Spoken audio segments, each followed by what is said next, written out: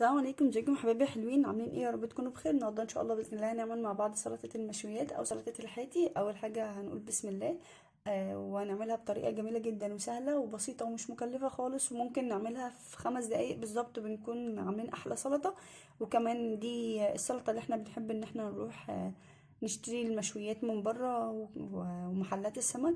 بيكون طعمها جميل جدا. بنجيب الخيار وبنغسله كويس جدا والطماطم وبنصفيهم، بس اهم حاجه ان احنا نختار الطماطم تكون جامده شويه او اللي هي ماسكه نفسها علشان لما نيجي نقطعها ما تتعصرش. ومعانا كمان فلفل حامي او فلفل رومي زي ما تحبوا بقى. ممكن ان احنا نحط فلفل الوان ونحط جزر، وانا النهارده هعملها من غير بصل. ممكن انتوا كمان تحطوا لها بصل، بس هي الاساسي فيها بيكون الطماطم والخيار والفلفل والليمون والخضره.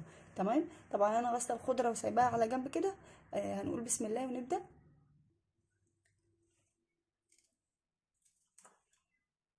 بصوا، انا هبتدي ان انا اقطع تقطيعة الخيار زي ما انتوا شايفين كده.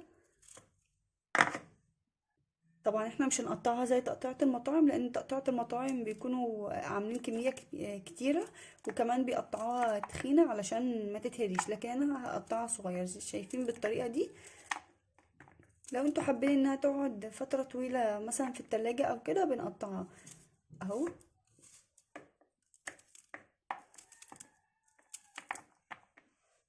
شكلها شيك جدا وحلو قوي. وممكن كمان طريقة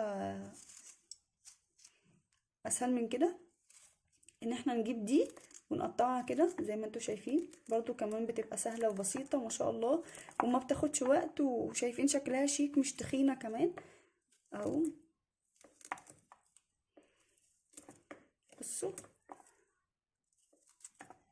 الخيارة يعتبر خلصت.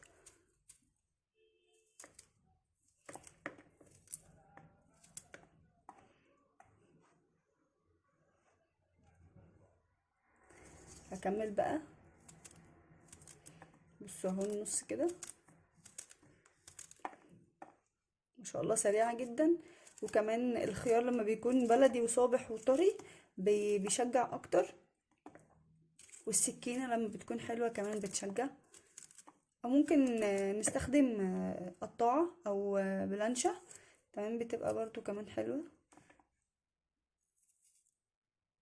بصوا، انا اقطع الخيار بالشكل ده كله وارجع لكم بعد. بصوا حبايبي، ده شكل الخيار بعد ما انا قطعته. ما شاء الله شايفين الثلاث خيارات عملوا كمية قد ايه. متقطع صغير جدا وشيك وحلو قوي. لو احنا عاوزين نخليه السمك بتاعه اتخن من كده، ممكن ان احنا براحتنا يعني بنتحكم في الخيارية. تاني حاجة بقى هنقطع الفلفل برضو كمان هنقسمه بالنص كده. ده حامي طبعا، وده اللي بيخلي طعم السلطة حلو وجميل ان هي تكون سبايسي. لو مش عايزينها سبايسي فما تكتروش، هما دول كويسين يعني. تمام، ده كمان برضو مش حامي، هنضيف برضو منه شوية. لو عندنا فلفل رومي برضو كمان احلى. نيجي بقى لتقطيع الطماطم علشان الفيديو ما يكونش طويل عليكم. هنجيب الطماطمية، اهم حاجة ان انا زي ما قلت لكم تكون جامدة. طبعا هنقطعها كده ونشيل القمع كويس جدا لحد ما نوصل للحته الخضراء دي نشيلها وكده. هنعمل كده. لو عرفنا ان احنا برضو كمان يبقوا 3 علشان ما تكونش تخينه، بس نحافظ على ايدينا طبعا. بصوا اهو بتتعمل كده. شايفين ما شاء الله القطعه بتاعتها رفيعه مش سميكه، وكمان شكلها حلو. بصوا يا بنات، انا كده بقى قطعت الطماطم. شايفين ما شاء الله حلو جدا الثلاث خيارات ما شاء الله، والطماطميتين عملوا كمية حلوة معانا. نيجي بقى للمرحلة المهمة اللي هي الخضرة. هنجيب طبعا الخضرة، ممكن تكون وهي دي سر الطعم، ممكن تكون كرفس او كزبرة او شبت زي ما تحبوا. والخضرة اللي بتكون موجودة عندكم مش هيتوقف طبعا، ولو من غيرها عادي بتمشي. بس انا دلوقتي بستخدم لها كزبرة. بنغسلها كويس جدا وبنصفيها، بنسيبها تصفي من المية. واهم حاجة ان احنا نقطعها بمقص، ما تكونش، ممكن تكون بسكينة بس ما تكونش تخينة. اهم حاجة ان هي ما تكونش تخينة على حسب طبعا الآلة اللي احنا بنستخدمها، بس اهم حاجة ان هي ما تكونش تخينة، تكون رفيعة جدا، علشان لما بتكون تقطيعتها كبيرة بيبقى شكلها مش حلو. بنشيل ده طبعا. بصوا،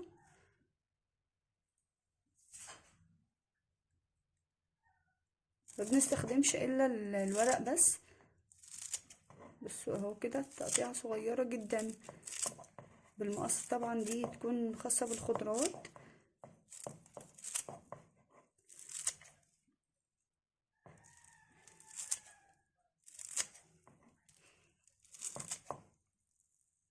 شايفين التقطيعة صغيرة ازاي؟ كل ما كانت صغيرة كل ما كان طعمها احلى، وكل ما كانت كمان شكلها شيك.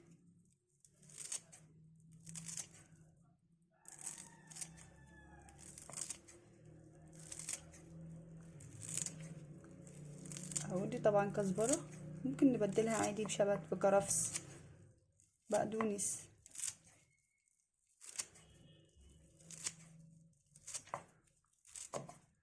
اهو طبعا الكمية دي حلوة قوي على الخيار والطماطم.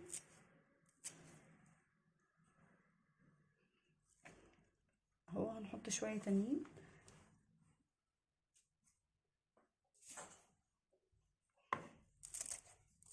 بيبقى ورق بس.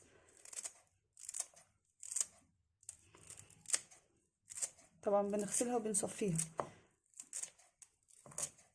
عشان لو المية اللي قعدت فيها بتدبل، ولو دبلت ما بيبقى لهاش اي طعم. اهو زي ما انتم شايفين كده. عاوزه اقول لكم بيبقى طعمها جميل جدا، بيبقى طعمها تحفه بجد، وحلو قوي، وكمان نضيفه ومضمونه. ممكن تتعمل جنب كفته، جنب طحينه.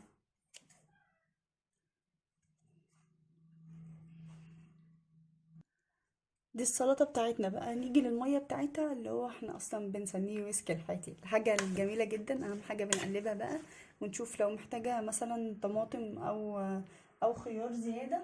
وكمان لما بنلاقي فرع في الكزبره تخين كده هيبقى شكله اوفر، فبنشيله. ومعانا كمان مج الميه. تمام كده. الميه اهم حاجه برضو، بالمعلقه اللي احنا قلبنا بيها الميه، اهم حاجه ان هي تكون ساقعه متلجه. بس دلوقتي بقى هنجيب الميه تكون ساقعه من التلاجة، و... وما تكونش دافيه. تمام. دلوقتي بقى هنحط الملح. بصوا الميه اللي هي اصلا السر بتاعها، اول حاجه بنجيب ليمونتين. تمام زي ما انتوا شايفين كده، ونحاول ان احنا نتاكد ان مفيش بذر وقع. لو في بذر وقع بقى بنشيله. تمام. وبنحط معلقه خل، بنقلب كويس جدا. بنحط معلقه خل، وبنجيب كمان معلقه ملح او نص معلقه ملح، بس هي معلقه هتبقى كويسه يعني. وبنقلب كده كويس.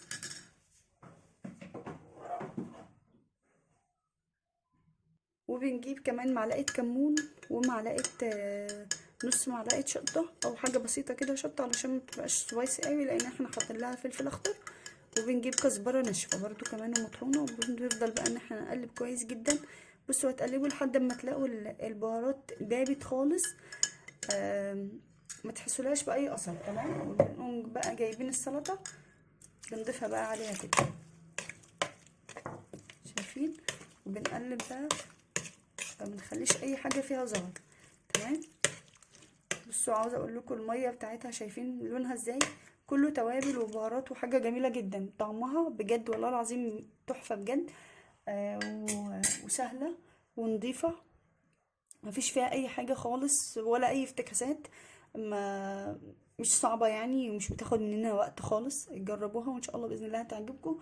عاوزه اقول لكم طريقه حلوه قوي، انضف من بره بكتير، ومهما عملناها هتبقى انضف من بره، وما بتاخدش مننا وقت، ولا مكلفه ولا غاليه. بصوا يا بنات، شايفين ده شكله بعد ما خلاص خلص؟ دي السلطه ما شاء الله. الطبق بتاعنا عاوزه اقول لكم ما شاء الله، الالوانات بتاعتها اصلا نفسها تفتح النفس. عاوزه اقول لكم ما شاء الله منظرها مبهج جدا. جربوها وباذن الله ان شاء الله باذن الله هتعجبكم، وهتلاقوها سهله جدا وبسيطه. وهي التركية بتاعتها في الميه. وممكن تفتكسوا وتحطوا افتكاسات كتيرة جدا، يعني تحطوا بابريكا، تحطوا شطة حمرا، تحطوا اي حاجة انتوا بتحبوها. جربوها باذن الله ان شاء الله هتعجبكم. يا رب يكون عجبكم الفيديو. لو عجبكم متنسوناش في لايك وشير وسبسكرايب ودعوه حلوه. بحبكم في الله، في رعايه الله.